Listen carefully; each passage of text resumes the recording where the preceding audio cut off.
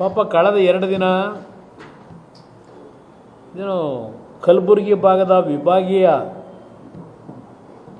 ಮಟ್ಟದ ಪ್ರಗತಿ ಪರಿಶೀಲನಾ ಸಭೆ ಮಾಡಿದ್ದು ನೋಡಿದೆ.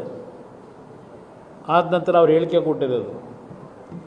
ನಿನ್ನೆ ದಿನ ಬೆಳಗಾವಿಗೆ ಹೋಗಿ ಇಲ್ಲಿ ಕರ್ನಾಟಕದ ಕೆಂಗಲ್ ಹನುಮಂತೇರು ಕಟ್ಟಿರ್ತಕ್ಕಂಥ ವಿಧಾನಸೌಧದ ಹೆಬ್ಬಾಗಿಲಿಗೆ ತಲೆ ಮುಟ್ಟಿ ನಮಸ್ಕಾರ ಮಾಡ್ಕೊಂಡಿದ್ದು ನೋಡಿದ್ದೆ.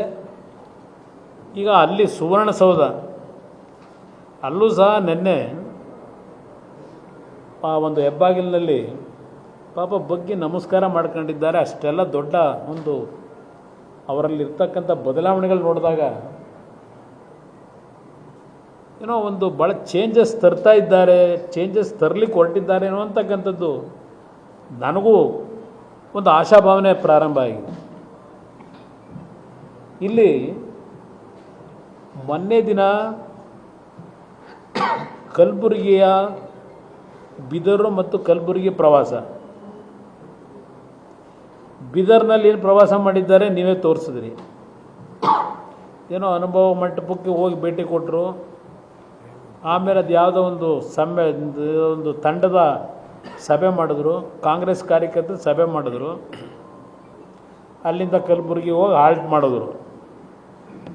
ಕಲಬುರಗಿನಲ್ಲಿ ಒಂದು ಪ್ರಗತಿ ಪರಿಶೀಲನಾ ಸಭೆ ಎಂಟೈರ್ ಕಲ್ಯಾಣ ಕರ್ನಾಟಕದ ಜಿಲ್ಲೆಗಳೇನಿದೆ ಎಲ್ಲರಿಗೂ ಆಹ್ವಾನ ಕೊಟ್ಟು ಅಲ್ಲಿಯ ಜನಪ್ರತಿನಿಧಿಗಳಿಗೆ ಪ್ರಗತಿ ಪರಿಶೀಲನಾ ಸಭೆ ಮಾಡಿದ್ದಾರೆ.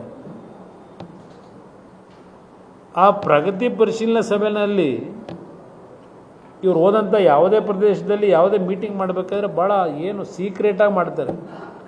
ಮಾಧ್ಯಮದ ಸ್ನೇಹಿತರುಗಳು ಯಾರು ಒಳಗೆ ಎಂಟ್ರಾಗೇ ಇಲ್ಲ. ಪ್ರಗತಿ ಪರಿಶೀಲನಾ ಸಭೆ ಮಾಡಿದ ನಂತರ ಅವರು ಕೊಡ್ತಕ್ಕಂಥ ವರದಿ ನೀವು ಮಾಡಬೇಕಷ್ಟೆ.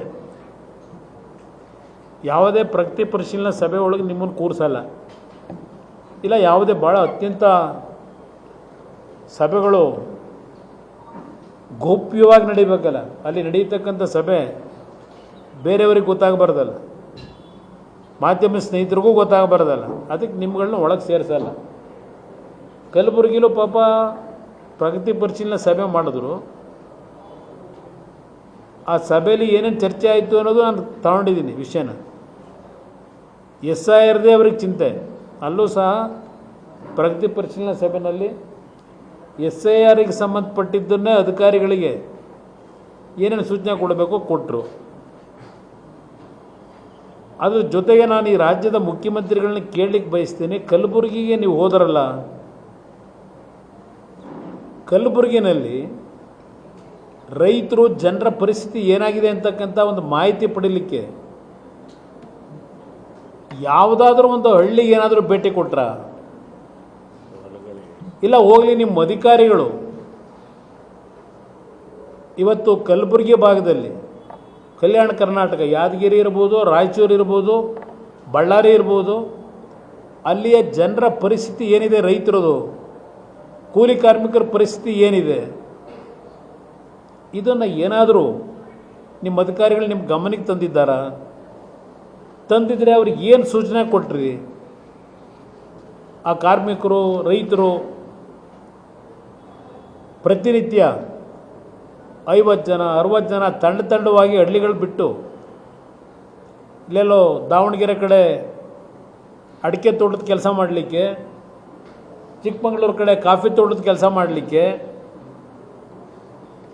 ಗುಳೆ ಹೋಗಿದ್ದಾರಲ್ಲ, ಅದರ ಬಗ್ಗೆ ಏನಾದ್ರು ಸಭೆಯಲ್ಲಿ ಯಾರಾದರೂ ನಿಮ್ಮ ಗಮನಕ್ಕೆ ತಂದಿದ್ದಾರಾ? ಕೆಲವರು ರೈತರು ಬೆಳೆ ಹಾಕಿ ತೊಗರಿ ಬೆಳೆಯಲಿಕ್ಕೆ ಬೆಳೆ ಹಾಕಿದಂಥದ್ದು ಬೆಳೆ ನಾಶ ಆಗಿದೆ, ಹಲವಾರು ಬೆಳೆಗಳು ನಾಶ ಆಗಿದೆ.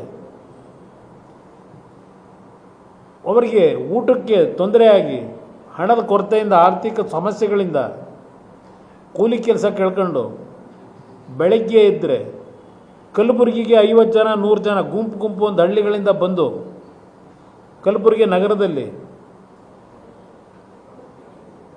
ಕ್ಯಾಂಪ್ ಮಾಡ್ಕೊಂಡು ಒಂದು ಕೂಲಿ ಕೆಲಸ ಸಿಗುತ್ತಾ ಅಂತೇಳಿ ಪ್ರತಿನಿತ್ಯ ಅನುಭವಿಸ್ತಾ ಇರತಕ್ಕಂಥ ಸಮಸ್ಯೆಗಳಿದೆ.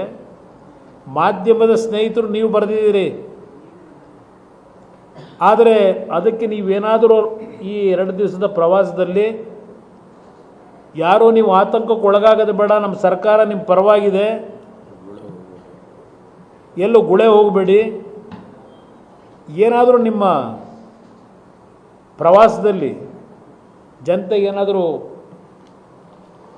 ಒಂದು ಆತ್ಮಸ್ಥೈರ್ಯ ತುಂಬ ಬಂದ್ರೆ ಮುಖ್ಯಮಂತ್ರಿಗಳನ್ನ ನಾನು ಕೇಳಲಿಕ್ಕೆ ಬಯಸ್ತೀನಿ.